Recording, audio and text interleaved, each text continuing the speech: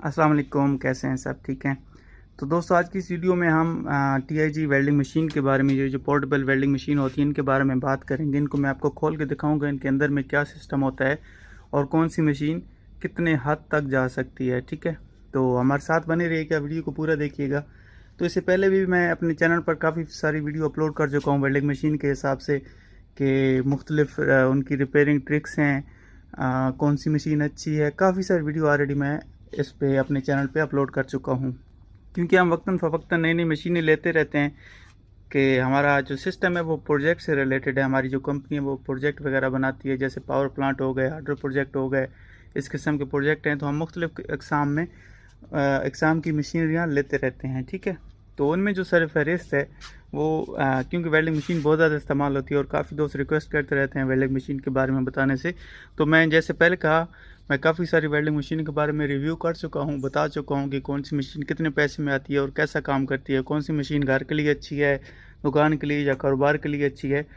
तो जिन दोस्तों ने अभी तक मेरी वीडियोस नहीं देखी, मेरे चैनल का विज़िट करें और वीडियो ज़रूर देखें, और अगर वीडियो पसंद आए तो मेरे चैनल को ज़रूर सब्सक्राइब कीजिएगा। बहुत शुक्रिया। तो जैसे मैंने कहा कि मैं मुख्तलिफ़ किस्म की मशीनों के रिव्यू देते रहता हूँ, तो उस दिन मैंने एक मशीन के बारे में रिव्यू दिया था। वो थी रीलैंड की मशीन, ये वाली। ठीक है, ये हमने रिसेंटली परचेज़ की थी। ये एक नई कंपनी है रीलैंड की, लेकिन मशीन इसकी काफ़ी अच्छी हैं। आपको पता है, जो प्रोजेक्टों में इस्तेमाल हो जाती है चीज़, उसके बारे में क्लियर पता चल जाता है कि वो कितने हद तक जा सकती है, कितने पानी में है। क्योंकि प्रोजेक्टों में नॉन स्टॉप 8-8 घंटे, 10-10 घंटे, 12-12 घंटे इस्तेमाल होती हैं मशीनें, तो उनके बारे में सारी मालूमात इकट्ठी हो जाती हैं हमें। क्योंकि मेरा काम ही यही है, जैसे आप देख रहे हैं ये वर्कशॉप है और हर किस्म की मशीनरी के ढेर लगी हुई हैं, तो उनमें से फ़ैसला करना कि कौन सी अच्छी है, कौन सी हमें पसंद आई है, को मतलब बहुत मुश्किल नहीं होता। क्योंकि जब आप इस्तेमाल कर रहे होते हैं तो आपको पता होता है कि कौन सी मशीन कितनी अच्छी है। तो आज की इस वीडियो में मैं आपको रीलैंड के बारे में बताऊंगा। मैं रीलैंड को, इसकी मशीन को खोलता हूं, कम्प्लीटली आपको अंदर से दिखाता हूं और इसके फ़ायदों और नुकसानों के बारे में बताता हूं। तो हमारे साथ बने रहिएगा। आइए मशीन की तरफ चलते हैं। तो ये मशीन मैंने ऑलरेडी एक बाहर निकाल ली है। मैं आपको इसको अंदर से खोल के दिखाता हूँ और ये भी बताता हूँ कि जो फेक होती हैं वो कैसी होती हैं और जो ओरिजिनल होती हैं वो कैसी होती हैं। इसको मैं सबसे पहले खोलता हूँ, आपको दिखाते हैं खोल के इसको।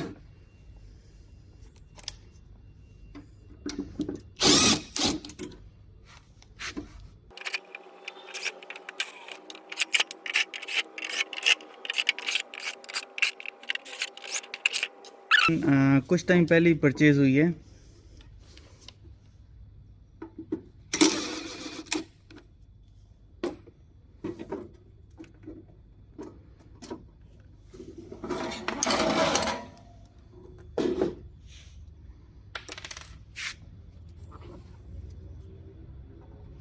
तो ये देख लें, ये मॉसफेट वाली है और मॉसफेट भी इसमें 4-4-4-8 और ये तकरीबन दूसरी साइड में भी इसी तरह लगे हैं। अच्छा, तो जो फेक मशीन होती है ना, सबसे पहले मैं आपको बता दूं कि वो मॉसफेट के बगैर होती हैं।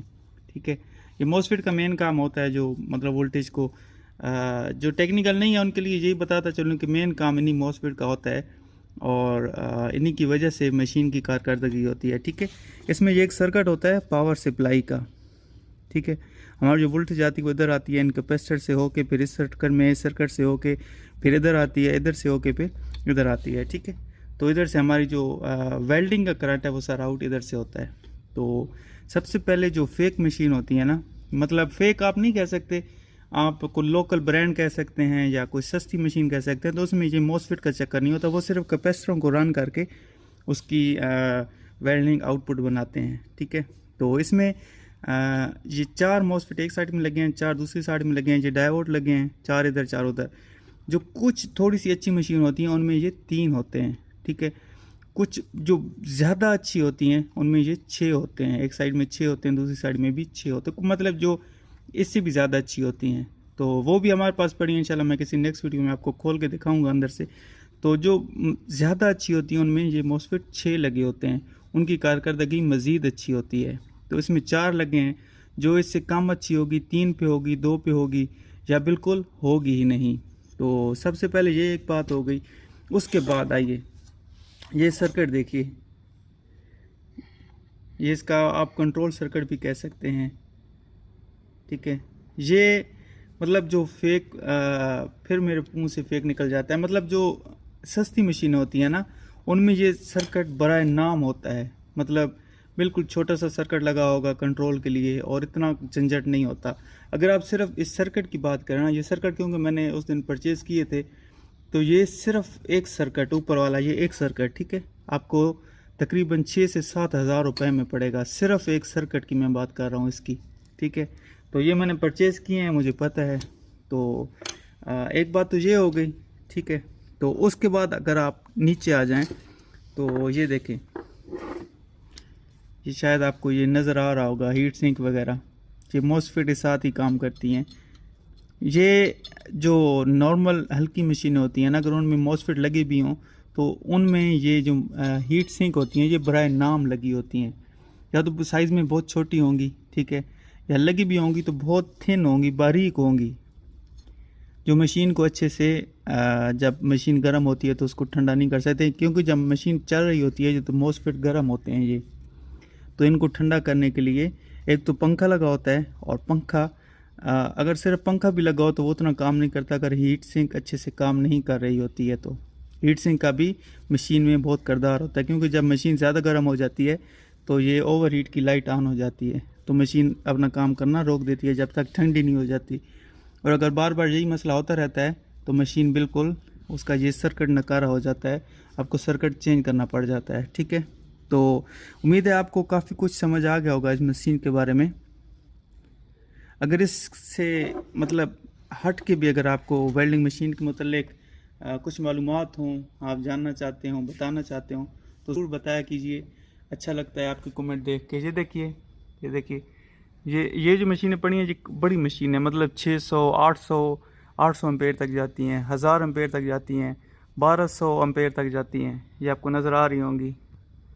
इंशाल्लाह किसी नेक्स्ट वीडियो में मैं आपको इनके मुतालिक भी बताऊंगा। मिलर की पड़ी हैं, ईसाब की पड़ी हैं, लेनकॉन की पड़ी हैं, बहुत सारी मशीनें पड़ी हैं। तो इंशाल्लाह ताला वक्तन फ़वक्तन आपको इनके बारे में मैं बताता रहूँगा, इनके रिपेयर करने के मुतालिक बताता रहूँगा, इनके पार्ट्स के मुतालिक बताता रहूँगा। जिन दोस्तों को दिलचस्पी है वो अप्रिशिएट किया कीजिए। थैंक यू सो मच, बहुत शुक्रिया। आज की वीडियो इतनी ही थी।